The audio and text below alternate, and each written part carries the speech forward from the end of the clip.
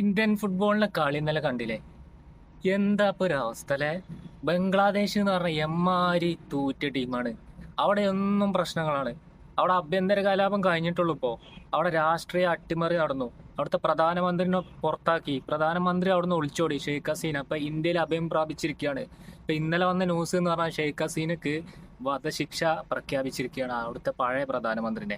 അങ്ങനെ പൊട്ടി പാളീസായി നിൽക്കുന്ന ഒരു രാജ്യമാണ് ഈ ബംഗ്ലാദേശ്.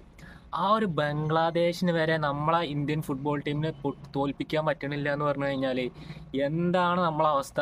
നിങ്ങൾ ഈ ഒരു ന്യൂസ് ഒന്ന് നോക്ക്. ഈ ന്യൂസ് കണ്ടോളി നിങ്ങള്. കുറസോവ പറഞ്ഞ രാജ്യം വെറും 1.5 ലക്ഷം ജനസംഖ്യ മാത്രമുള്ള സ്ഥലം. 1.5 ലക്ഷം എന്ന് പറഞ്ഞു കഴിഞ്ഞാല് കേരളത്തിന്റെ ഏതെങ്കിലും ഒരു ചെറിയ ജില്ല എടുക്കുക, ആ ജില്ലന്റെ അവിടുത്തെ ഒരു ചെറിയ സ്ഥലം എടുക്കുക, അത്രേ ജനസംഖ്യ ഉള്ളൂ.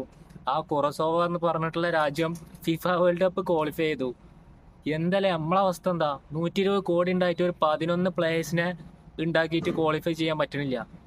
നമ്മള് ISL തുടങ്ങിയപ്പോ എന്തൊക്കെ പറഞ്ഞേന്ന്, ഇന്ത്യ 4-5 കൊല്ലം കൊണ്ട് വേൾഡ് കപ്പ് ക്വാളിഫൈ ആയിട്ടാണ് കേറും. നമ്മൾ അന്നേ പറഞ്ഞിട്ടുണ്ടായിരുന്നു ഒന്നും നടക്കൂല മക്കളെ. കാരണം ഇതാണ് ഇവിടുത്തെ കളി. ഇവിടെ ഒരു ലീഗ് തുടങ്ങാനും കൂടി പൈസ ഇല്ലാത്ത അവസ്ഥയിലാണ് ഇവിടെ.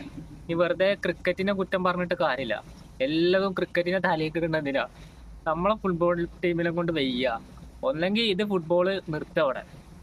കാരണം എന്താ പറയുക, എത്രയും കൊല്ലമായിട്ട് ISL ഒരു 10 കൊല്ലം കഴിഞ്ഞിട്ടും നമുക്കൊരു ബംഗ്ലാദേശിനും കൂടി തോൽപ്പിക്കാൻ കഴിഞ്ഞില്ല. അതിപ്പോ ഒന്നാമത്തെ വട്ടമൊന്നുമല്ല, കഴിഞ്ഞ ലാസ്റ്റ് കളിച്ചപ്പോഴും സമനിലയുണ്ട്. ബംഗ്ലാദേശൊക്കെ എന്ത് ടീം ഉണ്ടായിട്ടാണ്? എന്താ ഓരെ കൊണ്ട് പറ്റുക? അവിടെ മുഴുവൻ പ്രശ്നങ്ങളാണ്. എന്നിട്ട് അതിന്റെ ഇടയിൽ കൂടെ ഒരു ഫുട്ബോൾ ടീം ഉണ്ടാക്കിയിട്ട് നമ്മളെടുത്ത് വരിക. ഒരു 120 കോടിയിൽ നമുക്ക് ഒരു 11 പ്ലേയേഴ്സിനെ വെച്ചുകാണ്ട് ഇത്രയും തോറ്റൊരു ടീമായിട്ടുള്ള ബംഗ്ലാദേശിനെ തോൽപ്പിക്കാൻ പറ്റില്ല എന്നുണ്ടെങ്കിൽ പിന്നെ നമ്മളെ ഫുട്ബോൾ ടീമിനെ കൂടെ എന്തിനാ പറ്റുക? ഇവിടെ കുറെ ഇന്ത്യൻ ഓസിയിൽ ഇന്ത്യൻ ഡിബ്രോയിനെ, ഇന്ത്യൻ കെവിൻ എന്നൊക്കെ പറഞ്ഞാണ്ട് തള്ളാന്നല്ലാതെ ഇന്ത്യന്റെ കളി വരുമ്പോ ഇതൊന്നും കാണില്ല.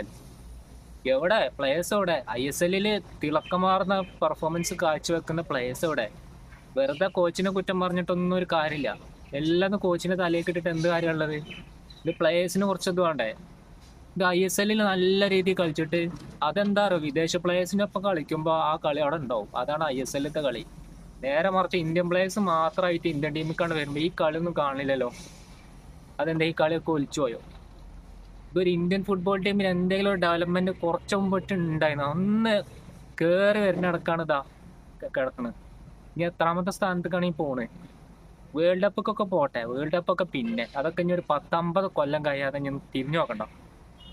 ആദ്യം ഏഷ്യയിലൊന്ന് ജയിച്ചിട്ട് ഏഷ്യയിൽ നിന്നൊന്ന് ഫസ്റ്റിലെത്താനാണ് ഫസ്റ്റ് നോക്കേണ്ടത്. ഒരു സുനിൽ ഛത്രി ഉണ്ടായതുകൊണ്ടാണ് ഇത്രയും കാലം ഉന്തി തള്ളിപ്പോയത് എന്ന് നിങ്ങൾ ആലോചിച്ചാൽ. ഇനി സുനിൽ ഛത്രി ബ്ലാസ്റ്റേഴ്സിനെതിരെ ചെയ്തതൊന്നും നിങ്ങൾ ഓർക്കണ്ട, അത് വേറെ കാര്യം. പക്ഷെ റിയൽ ലൈഫിൽ സുനിൽ ഛത്രി ഉണ്ടായതുകൊണ്ട് മാത്രമാണ് ഇന്ത്യൻ ഫുട്ബോൾ ഇത്രയെങ്കിലുമൊക്കെ എത്തിയത്. ഒരു ബൈച്ചുംബൂട്ടി ഉണ്ട്, സുനിൽ ഛത്രി ഉണ്ട്. ഇവര് പോയപ്പോ അവസ്ഥ കണ്ടില്ലേ? ഇനി എത്ര ഇന്ത്യൻ ഓസയിലും ഇന്ത്യൻ ഡിബ്രോയിനും ഇന്ത്യൻ ആസാഡൊക്കെ ഉണ്ട് പറഞ്ഞിട്ട് ഒന്നും സുനിൽ ഛത്രിക്ക് പകരം ഛത്രി മാത്രമേ ഉള്ളൂ. ഛത്രി ഉണ്ടായതുകൊണ്ട് മാത്രമാണ് ഇത്രയും കാലം പോയത് തന്നെ. ഇപ്പൊ കണ്ടില്ല പോയപ്പോഴുള്ള അവസ്ഥ?